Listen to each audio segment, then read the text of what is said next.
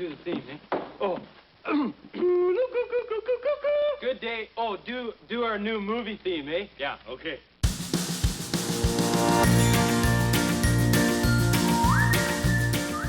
Hi there, and welcome to Baseball by Design. I am SportsLogos.net minor league baseball correspondent Paul Caputo, broadcasting live, as always, from the Helmet Sunday Hall of Fame in my basement in Fort Collins, Colorado. Today we're going to be talking about the Vancouver Canadians, a high A team that plays in Vancouver, British Columbia, Canada. They are the only affiliated minor league baseball team in Canada, and they're just a short 2,000-mile drive from their parent club, the only Canadian Major League team in Toronto. Later on in this episode, I'll be speaking with Jason Klein of Brandiose, who created the current branding for this team. I'll be speaking with noted Canadian and sports branding expert Chris Creamer of SportsLogos.net. And of course, Dan Simon of Studio Simon is back with a Studio Simon Stumper. Right now, I'm very pleased to be joined by the Vancouver Canadians general manager, Alan Bailey. And as Alan said, as we were chatting here before the interview, Bailey, just like the stadium, but as you say, no relation to the stadium. Alan, thank you so much for joining. I appreciate you being here. Thank you very much for having me. This is I also mentioned in our pre-interview here, this is my first international team that I'm highlighting on the Baseball by Design podcast. And this brand of yours really highlights the fact that it is the Canadian team. What was the thinking that went into the Vancouver Canadians really, just fully embracing the hey, we're the only affiliated minor league baseball team in Canada. We are going to be the Canadians. What was the thinking in choosing Canadians as the name for the team in Vancouver? Interesting question. I think it goes back before my time. This is something that's kind of like, I think, from the 70s, early 80s. The team was actually purchased by Molson Canadian, or by Molson. And I think there were some brand limitations on the advertising they could do as a alcohol beverage. So they kind of set up the team name as Canadians that would tie with their beer. And then the uniforms the guys were wearing out on the field was branded like they're in the same stylized as a Molson Canadian can. So the Canadians name came from that. Prior to that, it was the Mounties and the Capellanos here at the stadium. But the name Canadians is kind of just stuck since Molson took over the team back then, and it's gone through a couple different ownership groups since then, and they've kept that team name. I was there in September of last year. It was the last fireworks game of the year, and really enjoyed a packed house. I mean, it was it was a good crowd on hand. Good baseball fans. I mean, everyone was really into the game and following along the action, and it was especially for a fireworks crowd. I did notice that Molson Canadians version of the uniform there. There were some folks in the stands with the alternating red and blue letters and the word Canadians, and so that was fun to see. So there was a formal connection between the team and the beer then. There was, and we've started to use that as kind of a throwback look. Last year, our team wore it on Thursdays.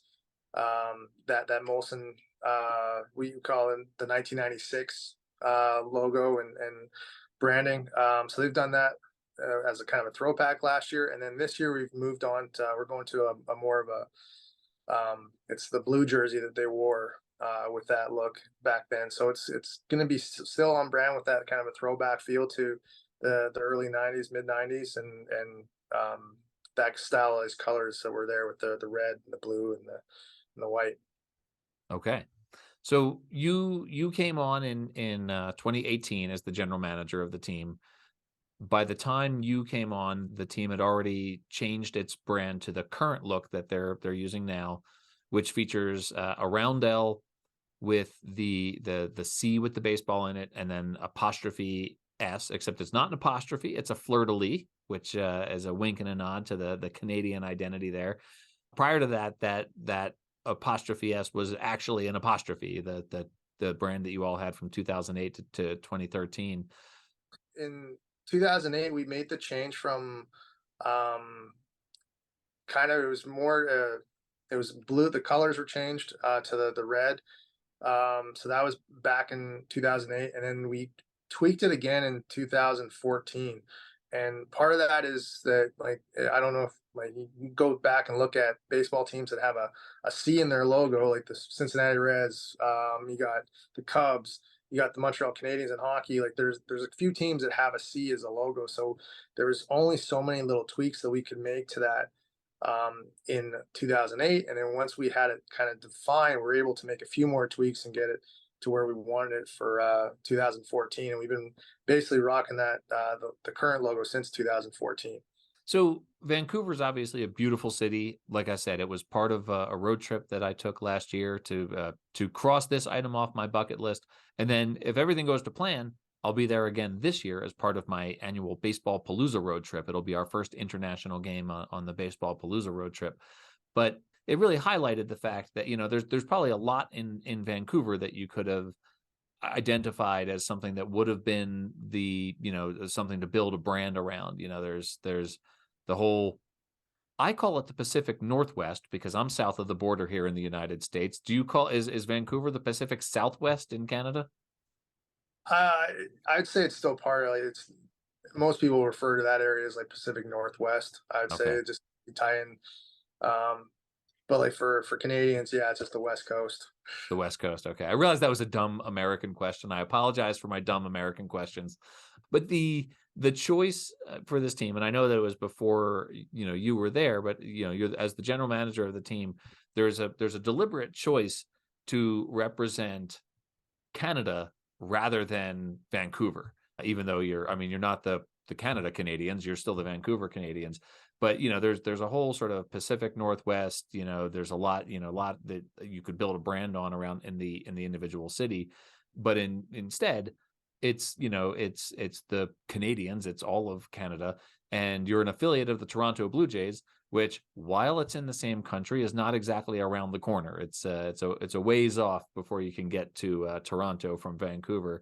So in terms of that, has the team ever considered, doing something more sort of hyper local, or is there a pride in representing, being the only affiliated minor league team in all of Canada?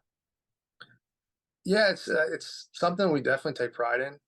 When we started here in '07, there was, I want to say, like, there was one other team still in minor league baseball at that time in Canada. And they left shortly after that, or it might have been right around that 2007 time frame. So for us right now, being the only team affiliated with Major League Baseball in Canada is definitely something we take pride in. And we continually work to make sure that we're providing a great product for our fans when they do come out here to stay at that top level. But yeah, it's something that we look at, and having that partnership with the Jays has really helped us in a lot of ways. A lot of fans coming out to the ballpark and they're seeing the young Jays on the field, and a lot of them have told us in the past that, like, they came to games, but now they're able to see the Blue Jays prospects. It really amplifies them wanting to come out to more games. And I think for from the Jays side, it's great for them to have that presence across the whole country, not just in Toronto and Ontario. Are baseball fans in Vancouver more aligned with the Blue Jays because it's Canada's team, or with the Mariners because of geographic proximity? It's a great question. The one big challenge for non-Blue Jays fans in Canada is getting a game on TV. And if I'm watching, looking for a game on TV, it's going to be a Blue Jays game most likely. Yeah. Sportsnet has started to cover a little bit more recently, a few more games from across the border down there, but a lot of it is Blue Jays coverage, being Sure. that Blue Jays are owned by Rogers and Rogers Sportsnet, so there's some connection there. But they are picking up more games. For a Seattle Mariners fan, it is tough to watch your team play. So when I was there last year for a game, I raided the team store. It's something I guarantee my Baseball Palooza guys and I will do again when we're there. And I was very much drawn. You have this very sophisticated, clean, classic baseball logo, but you also have this very fun alternate brand, which is essentially a Mountie, right? Like a Mountie, but not a Mountie, with a armful of baseball bats on a dead sprint in his Mountie uniform. It's very much a character, when the rest of the brand, I think, is very serious and not character based.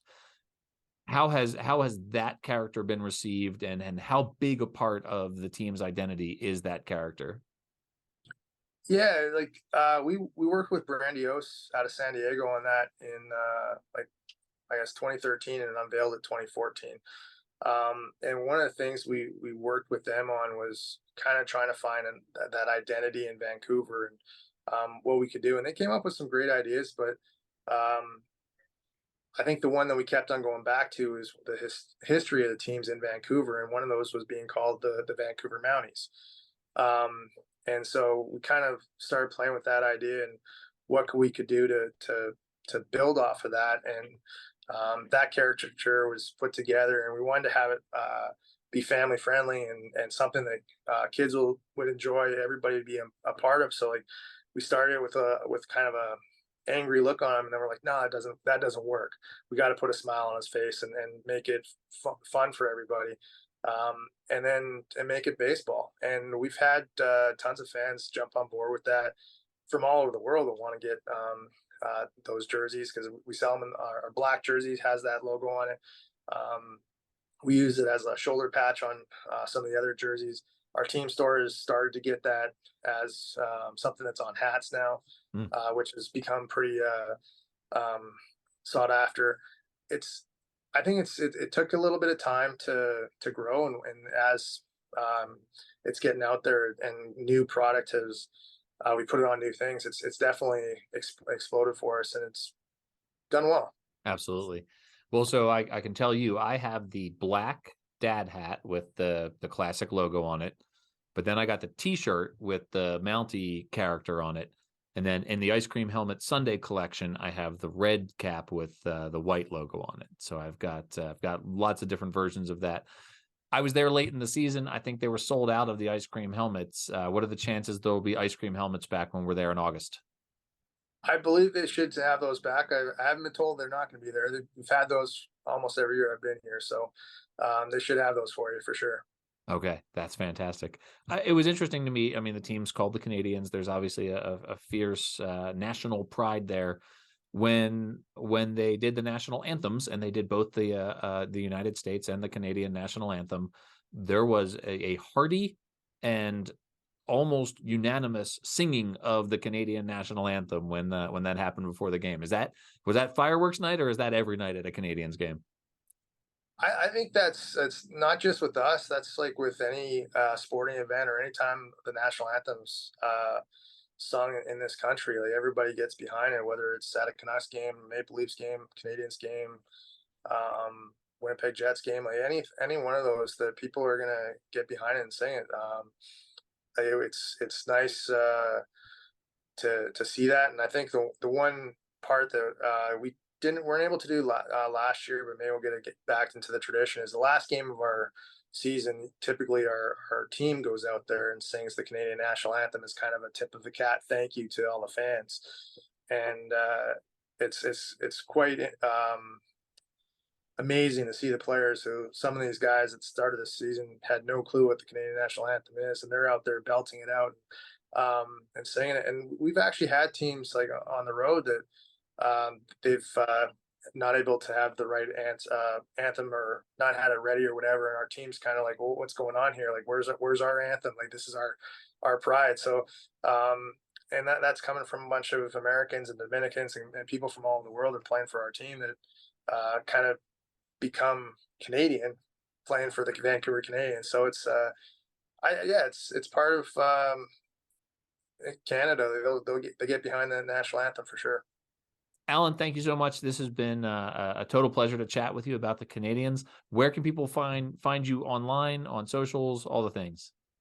Yeah, definitely. Online Canadians, it's canadiansbaseball.com. And then for social, it's at Van Canadians. Well, the Baseball Palooza guys will look forward to seeing you. August 24 will be there. So look forward to rolling up in the Baseball Palooza van and catching a game in Canada. Perfect. Look forward to having you up here. Awesome. Thank you, Alan. Appreciate it. Thank you.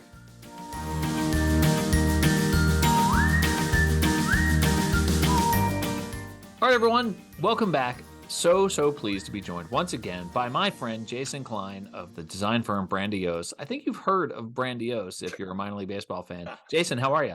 Great. I'm great. I'm glad to be back. This is going to be so fun.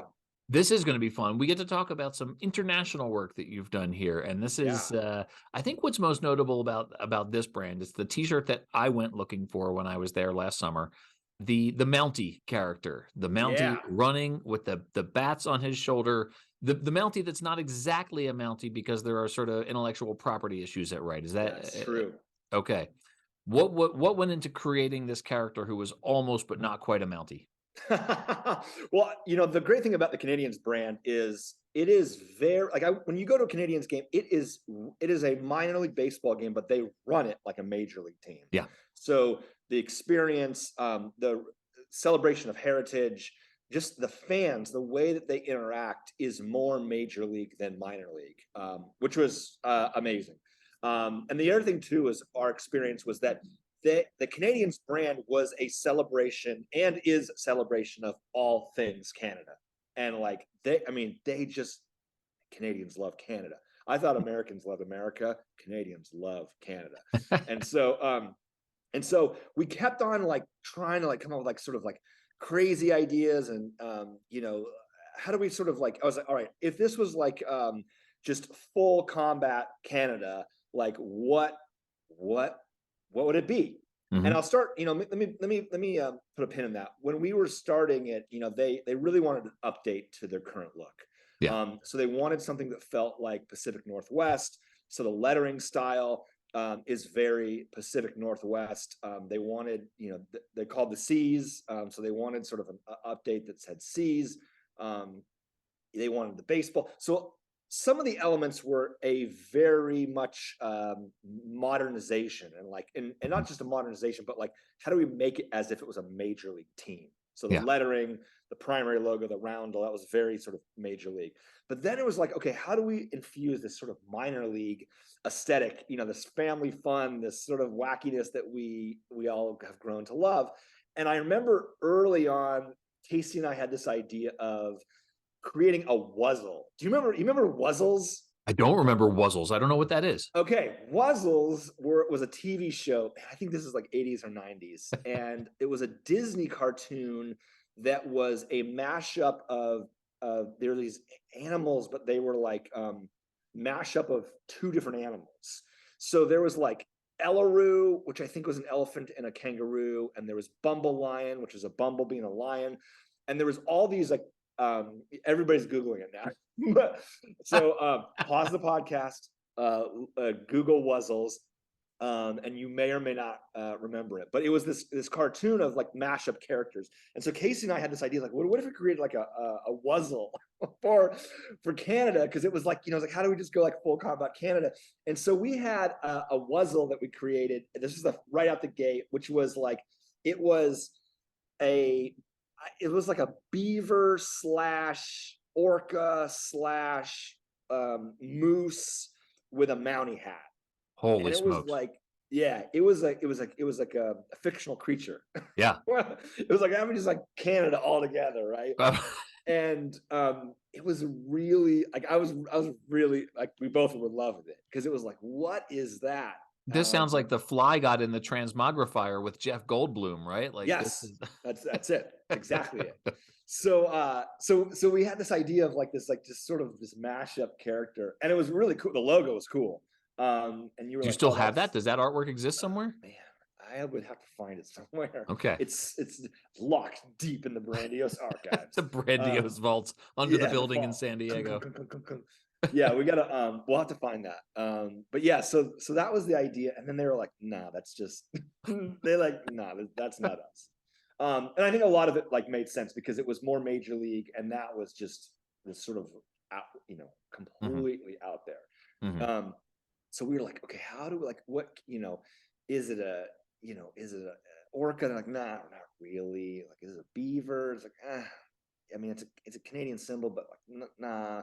And so at some point we had this idea of, okay, like what if we could do classic old school Major League Baseball, and the spirit of classic Major League Baseball characters. So you have Mr. Redlegs, you have Mr. Met, Mr. Swing and Friar.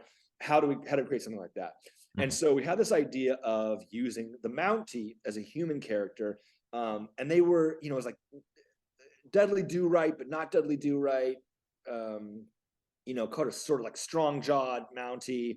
And yeah, we just had this idea of like, all right, well, this dude's jacked with 3 baseball bats, just ready to go at it. So we had the batting Mountie. I think they at some point they wanted like, oh, what if we did some other characters? We could do a pitching Mountie, a leaning Mountie. So there's a couple of different versions of it. And yeah, there was this as you alluded to, the Royal Canadian Mounted Police like garb is like a trademark. Yeah. So it's like, well, like, so as we're designing it, there was this constant like, well, what's too close? At some point you get so far away that you're like, I don't even know what I'm looking at. Right.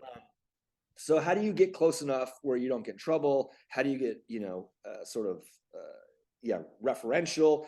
And I think there was like a season, like the first year, we were like, is there any phone calls or anything? But gosh, I mean, that was like, a decade ago almost. So yeah, 2014. It seems like Canada's given the thumbs up. The Royal Canadian Mounted Police are like gave us the wink, if you will. Well, I think that's true. One of the things that is, I think, notable about this identity, and it's kind of the main thing to me that's notable about this identity, is that you said, yeah, full Canada. I know that, you and Casey, you like to go to the spot, where you go to the town where the logos that you're creating are going to be used, and you try to do something sort of hyper local.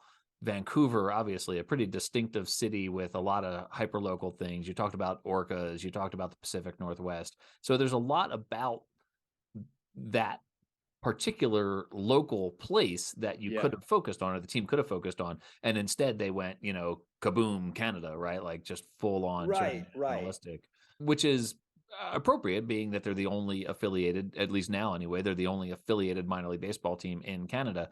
But it was clearly an intentional decision to go full national rather than local. Yeah, and I think one of the reasons was they had an established brand. They were the Canadians. So there was this idea that we are Canada's minor league baseball team. So how do we build a brand that is a celebration of Canada? And yes, to your point, like we traveled, we had a great time. Best fish and chips I ever had was, I think the place was called Mahoney and Sons. Don't quote me.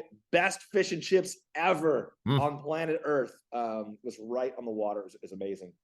So, and the sourdough bread they had. Anyways, I'm going off topic. It was great. So, but it was, there's a lot to Vancouver. And I think it was like, the brand is sort of the Canadians. We're about Canada. I know we're in Vancouver. So like, let's, if Canada was a minor league baseball team, what would that look like? Right. And that's when the Mountie sort of came into play. And it's funny because early on when the brand launched, I don't know how much of it was hesitation with, no one wants to get any letters from anybody, or if it was too minor league. But the Mountie early on, the first couple of years, got like really low airtime, and then and I think there was an alternate cap, and then there was some streetwear stores in Vancouver that saw that it was in the New Era catalog and started to do like, oh my gosh, like this is a thing. It's like, yeah, this is a logo in the catalog, because it was, the artwork was in the New Era catalog because it was alternate cap. But the Canadians as a team, I think it was like, hey, let's focus on the new brand. Let's, Mountie downplay a little bit. It was a sleeve patch, but it wasn't like, full go. And then I remember streetwear brands saw in the catalog, streetwear brands from Canada, and they're like, oh, we gotta do this. And so they started doing New Era caps on the street, great colorways, mixing it up. And then that's when it was like, you start seeing not just the team, but sort of the whole, it was like a complete embrace, hit the gas on our Mounties. So it was great. Absolutely. You mentioned the fish and chips right on the water. when I was there, first of all, you do the thing where you go to Stanley Park and you have to, if you're a runner, you run around Stanley Park and you see all the scenes. And but we drove up to Horseshoe Bay to take the ferry over to Bowen Island. And at Horseshoe Bay, while we were waiting for the ferry, we got some poutine, which I know is like it's almost like sort of not just iconic, but almost like a caricature of Canadian food, right? Like, so we got the poutine and we got some really good beer right on the water with this like incredible view. Yeah, man, what a place Vancouver is. It's an amazing, amazing place, an amazing fried food. It's hard to get away from that. There's got to be some alternate identities coming, right? We haven't seen the Canadians in the food frenzy yet. So that's a good point. That's yeah. a good point. There's definitely it's been a while. Yeah. But they have a sushi. They definitely have a sushi character. Yeah, they do sushi races. Yeah, right. And I know, having worked on Montgomery on the kimchi for Korean Heritage Night, there's like Copa, which is all about Latinx and Latin American heritage. But I think we're going to start seeing Asian American heritage, Asian Canadian heritage. Yeah, I think that there's a theme night to be created there for sure. You heard it here first from Brandiose. It's we're going to have a sushi logo to go with the sushi races with Vancouver Canadians. That would be great, wouldn't it? I sounds amazing. I mean, Jason, this is always so much fun. I appreciate you coming on, talking about the Vancouver Canadians. Everyone can find Brandiose. Everyone knows where to find Brandiose. It's at Brandiose on all the socials. It's brandiose.com. Thank you so much for joining me, talking about your work on the Canadians. My pleasure. This is a good one. We'll see you in just a couple of weeks for the next Brandiose identity that's going to be featured on Baseball by Design. I'll see you in a couple of weeks.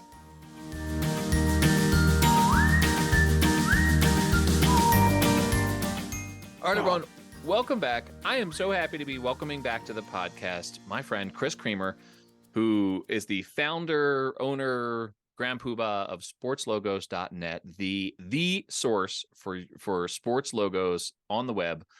Chris Creamer, how are you? Thanks for being here. I'm as good as a Grand Poobah can be on a day like today. How are you doing today, Paul? I'm doing really well. We're talking about the Vancouver Canadians on this episode, and I thought, who are some Canadian people? And so there was Gene Levy, there was Dan Levy, there was Will Arnett. None of them responded to my emails. Chris Creamer responded right away to my email. Chris, thank you for being here. Thank you for being a Canadian expert on sports logos, a North American expert on sports logos, to come talk about the Vancouver Canadians, a minor league baseball team that represents itself as Canada's team. So appreciate you being here. Thanks, Paul. And I've always considered myself nicer than the other three Canadians you mentioned before me. Of course, I would respond to that. Will Arnett's voice. If we had Will Arnett's voice, we'd be out there doing Ford commercials right now. So, or Gene Levy's eyebrows, maybe. I don't know. So I'm halfway there, I think. There's no competing with Gene Levy, though. So, the Vancouver Canadians. First of all, when I first saw that team, I have to admit I was one of the people who was like, "Oh, the Canadiens." So we've got Canadiens on the East Coast and Canadiens on the West Coast. Obviously not the case. They're the Canadians without the French E in there. Once you get past that, what is your perspective as someone who uses the national branding, right? Like someone who uses the Canadian maple leaf in your own logo for, as half of your logo for your website. You've incorporated that maple leaf. Being Canadian, I think, is important to you and your identity out there in the sphere of the public sphere that you occupy. What is the perception of the Vancouver Canadians, fairly low level minor league team, using the maple leaf, representing the entire country with this baseball team? Well, I think with the Canadians, without the E, I think that's a bit of it's an acceptable example, I think, because the Canadians are the only Canadian-based team in minor league baseball right now. So what better way to first make it obvious that you are the only team based outside of the United States, based in Canada, in the entire massive organization that is minor league baseball, than to call yourselves the Canadians, and to, quite frankly, show that, yeah, you do represent the entire country because you are the only team in this country. So you can absolutely get away with calling yourself the Canadians in this specific example. Now, as somebody who uses a maple leaf in their branding, perhaps I could be a bit of a hypocrite in here, but I feel it does get watered down, though. You look at the CFL, and there was a time when, this is an all Canadian league, and there were teams that had maple leaves in their logos in the all Canadian CFL. So there are times when it doesn't work, but in this situation, the Toronto Blue Jays, another good example, the only Canadian team in an all American league, where, pimping that maple leaf, that works. Go for it. Do it. It's almost like the use of the star in the United States, right? Like the star is certainly a sort of patriotic iconography. I hate that the Dallas Cowboys, have absconded with it in the NFL. But, so you mentioned the fact that the maple leaf gets used a lot. At the time of this recording, I am like deep into the World Baseball Classic. I am really enjoying the World Baseball Classic. Team Canada, people really like the use of the maple leaf in Team Canada's national team, the baseball team in the World Baseball Classic. Obviously, it makes sense there, right? Because that is they're representing the nation of Canada. With this baseball team, here's the question that I get into sometimes. It's so easy to kind of like stereotype and to fall into these tropes and to like make a joke about maple syrup or poutine or whatever, right? Like, and with this team, I wonder where that line is with the use of the running Mountie. Like, is that use almost like a stereotype or a trope, or is it something that if you, as a Canadian person, do you look at that and think, that's pretty cool, I like to see the Mountie, almost the Mountie. It's not really a Mountie. It's the almost a Mountie represented in this team's branding. I think the Mountie is trademarked, right? So that might be a bit of a slippery slope there. But as a Canadian, I recognize, minor league baseball, you can have fun. It can be goofy. I don't have a problem with it. I love to see a little bit of personality with that branding because, the Canadians overall have a fairly traditional look, which is, it's fairly refreshing for minor league baseball to see, and a Brandiose designed team to have a reserved look. And you can ask Casey and Jason about that and ask if it physically killed them to have to do a brand without, the certain type of mascot that they like to do. But they did get the Mountie in there, and that's fair. It's good. It sells, and I have no problem with it. It's a more minor league version of what the NHL's Vancouver Canucks do with their secondary Johnny Canuck logo, and everybody absolutely loves that one. So I see no reason why this should be a problem. The Mountie, whether we like it or not, is part of our identity to the world. Around here, you would never see a Mountie actually dressed like that. It just doesn't happen unless it's a big fancy ceremony or they're handing out the Grey Cup. Normally they dress like regular police officers, but we get it. We know that's that's how we're represented on the world, and could be worse, right? For sure. But we could wear bacon on the front of our World Baseball Classic jerseys. the United States Iron Pigs. I think that's I get it. I get it. The use of the maple leaf. You did a great article back in 2014. It was a collection of logos. I had so much fun scrolling through all of these logos that use the maple leaf. One of them that I didn't even realize they used the maple leaf was the London Rippers, which are, a super ill-advised logo based on the woman murdering psychopath, Jack the Ripper. But, apart from the fact that logo was a super bad idea and was appropriately short-lived, I had no idea that they had a maple leaf in the logo until I saw it included in this article, and I squinted at it, and sure enough, there it is. Dotting the I is the maple leaf. So gotta sneak one in there wherever we can. But the Rippers, that's another example. They were the only Canadian team in the league, but their uniforms were ridiculously over the top, patriotic Canadian. Like had nothing to do with the Rippers' identity. It was the Rippers logo, black and brown, and you could have a lot of fun with that, perhaps inappropriate name and branding. But the uniform itself was red and white with maple leaves all over the place.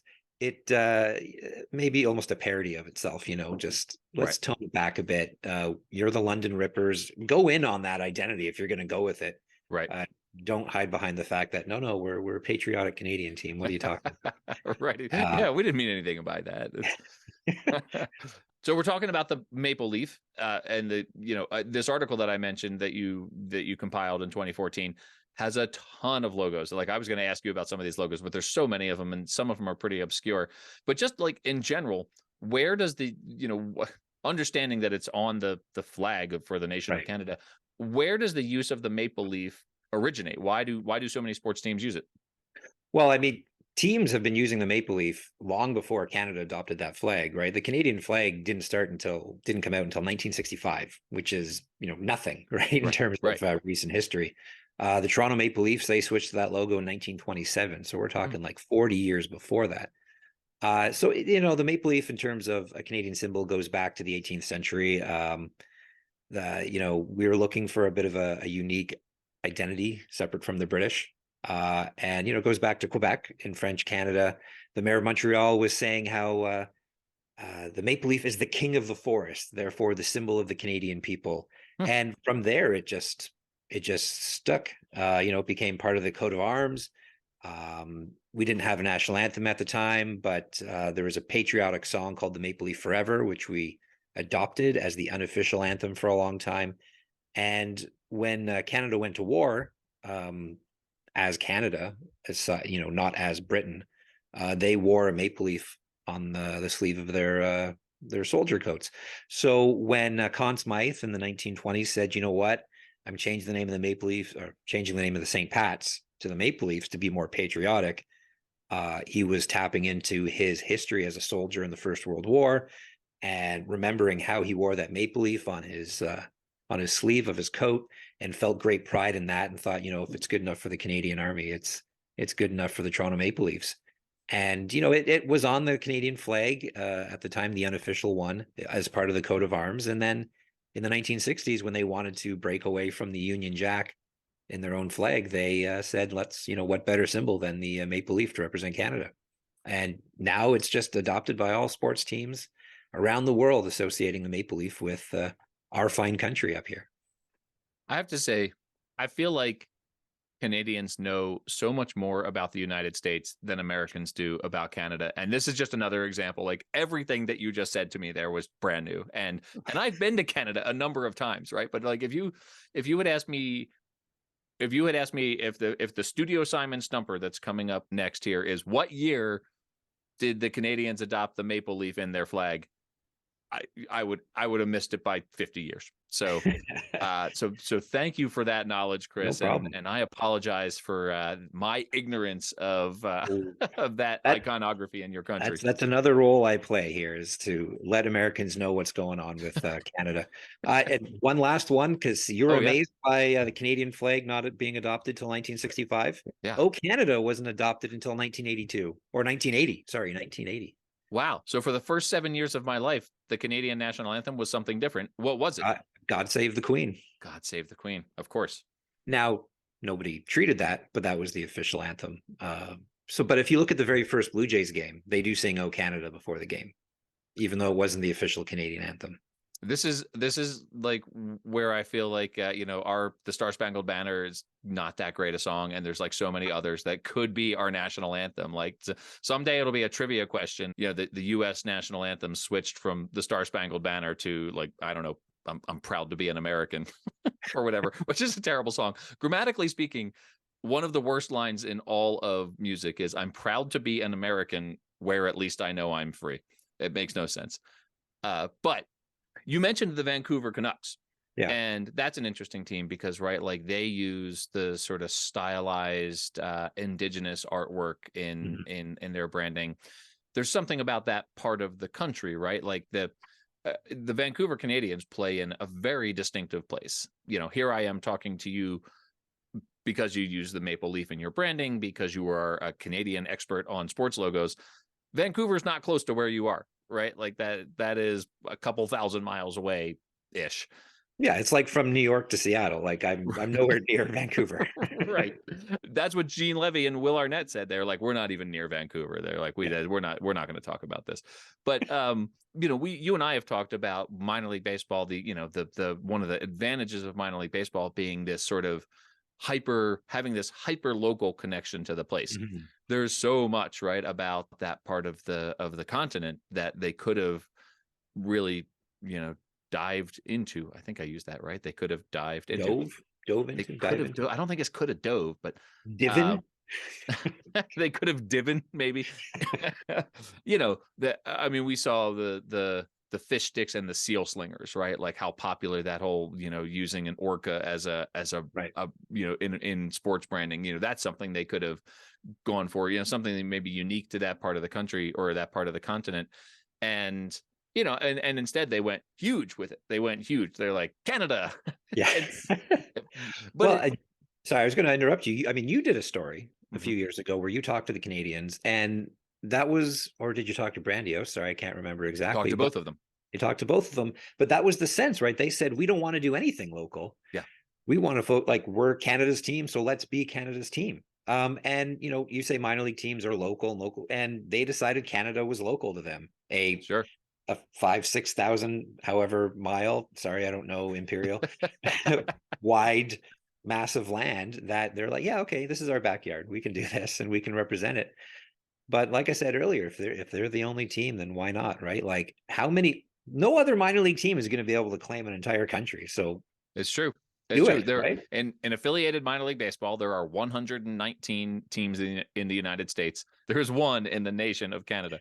But yeah, I mean, obviously there's a reason. I mean, there are plenty of independent minor league teams up there, minor league lowercase, but capital minor league baseball, there's one. And so, yeah, I mean, I think the choice is a good one. I thought it was super cool. I went there for the first time in September, and the fact that I was at an affiliated minor league baseball game in Canada was super cool.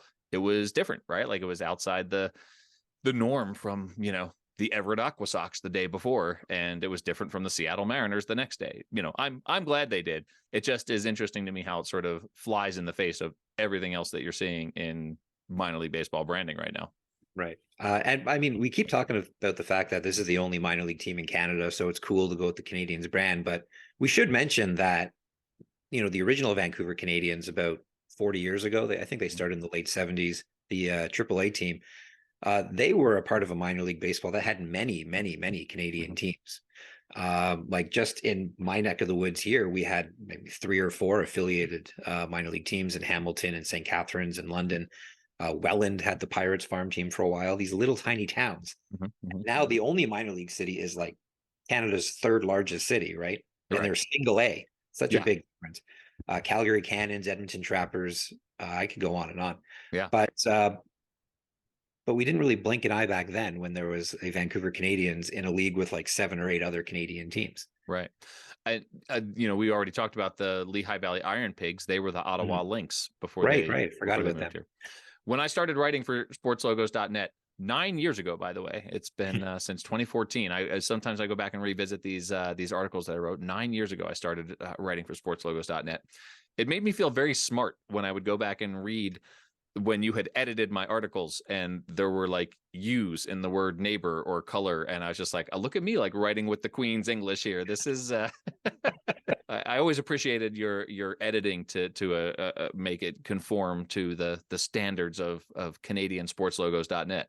As you know, when I started the website, I was one of the few Canadians out there that had a website. And I was like, plus I was young, I was a bit of a kid. I was like, hey, I got to represent Canada. I got to make my country proud. So that's one reason why there's a maple leaf in the logo. And that's another reason why, despite all the pressures I've faced over the years, I have inserted U's into all the words whenever I can. I say stand by it, stick with it. I got it. And in my book, I fought the publishers, and I came to a compromise. American publishers, American editors. I said, can we at least put the U's in the Canadian team chapters? And they said, that's fair. I like that a lot. That's a great compromise right there. Chris, this was fun. I knew this was going to be fun. I always end the interviews by saying, here's where you can find, Chris Creamer online. Everyone knows where to find sportslogos.net. And, it's right in the name. It's right there in the name. You've got That's the brand smart branding. synergy. It's in the Twitter handle. It's in the Instagram handle. You're on Facebook. So go find sportslogos.net. I appreciate you hopping on. I appreciate you being a good sport about me reaching out and saying, you're Canadian. Let's talk about this team that's 2,000 miles away. I'm happy to be your token Canadian. But Gene Levy is going to hear about this. I mean, really, he and I am, the replacement Eugene Levy. I've been called worse. Thank you for coming on and talking about the Canadians, and thank you for letting me make jokes about poutine and putting U's in words. Thanks, Paul. Have a good day. You too, Chris. See you.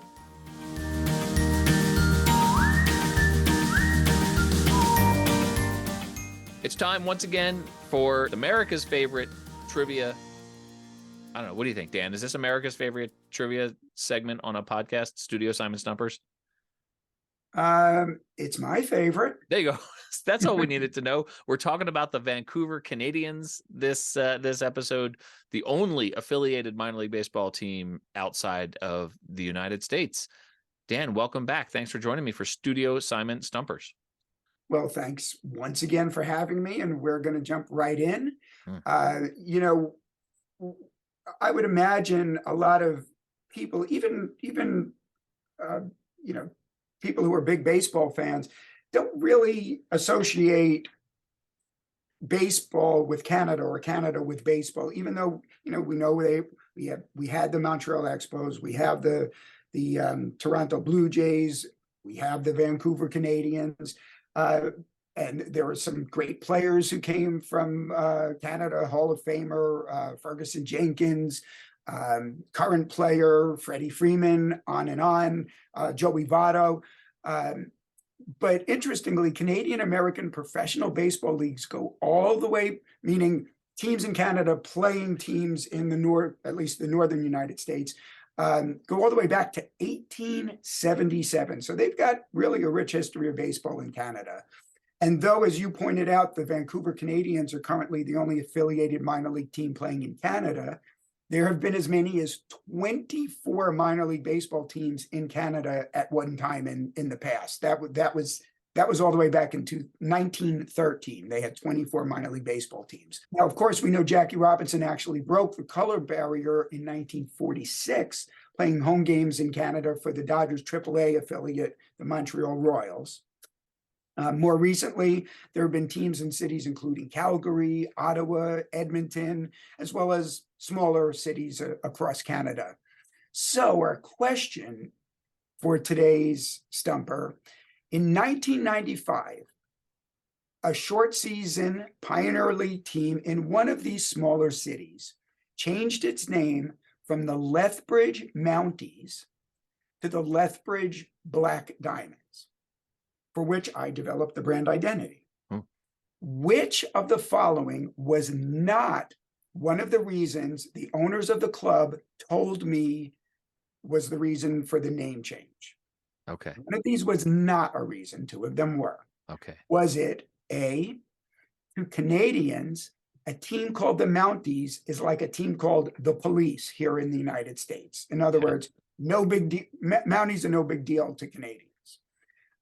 B, the Canadian government requested they change the name because it trivialized the Royal Canadian Mounted Police.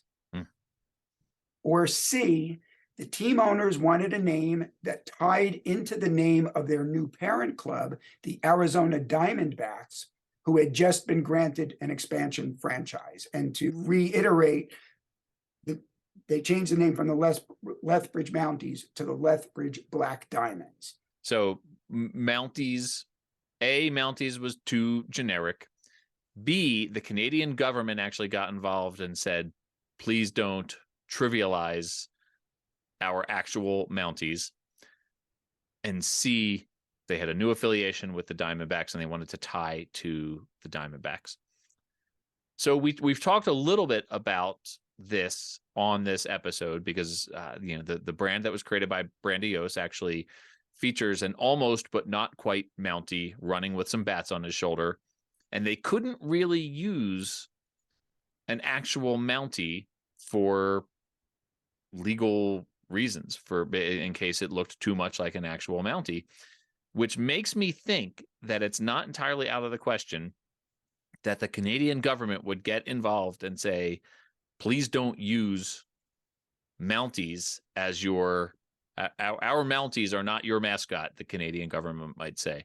So I don't think it's Black Diamonds is close to Diamondbacks.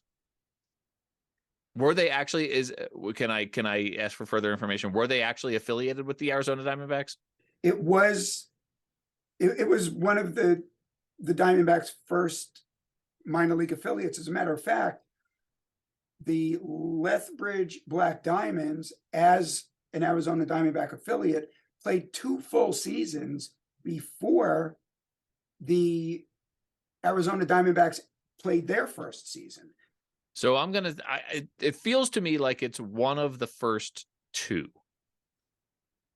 Now, the fact that the team came to you and told you these reasons makes me feel like they might have just come and been like, yeah, Mounties is no big deal to people in Canada because that's just what we call the police.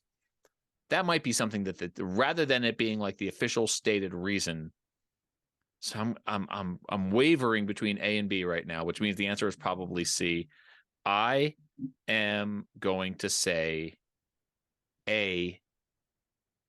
They feel like Mounties was just too generic a thing. I think B is a possibility, but I'm going to go with A. Mounties is just no big deal. I told you on a previous episode that you should always go with your first guess. Darn it.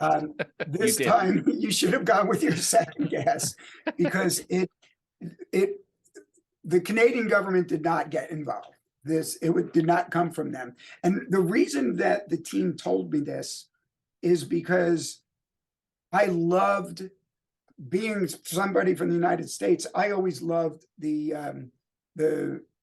Canadian Mounties. When I was a little kid, there was a cartoon.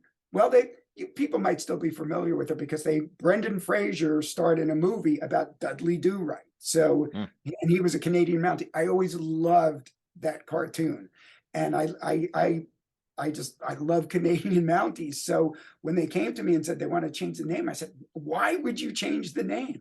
And they said, because in Canada, Mounties are really just police. So it would be like naming a team here in the United States, the Lake County Police, so it's not. So that was a legitimate reason. And also they did want to have some connection to this new parent club of theirs. Not only was it a new parent club for the team, it was a new team. So there was a lot of excitement around, a new expansion team. So those were the 2 reasons. The Canadian government didn't get involved. Yeah. But apparently what you're saying about the reasons why the Vancouver Canadians couldn't have it be an actual Mountie, there had to be differences. Apparently the government cares now. So I think they do. And very much the same way the Glacier Range Riders have an almost but not quite National Park Service character in their logo. They're up there near Glacier National Park, playing off that national park without actually, infringing on the intellectual property of the National Park Service. So, Dan, thank you once again. I love having Studio Simon Stumpers as part of Baseball by Design. We'll see you next week for another Studio Simon Stumper. Thanks. Thank you, Paul. See you next week.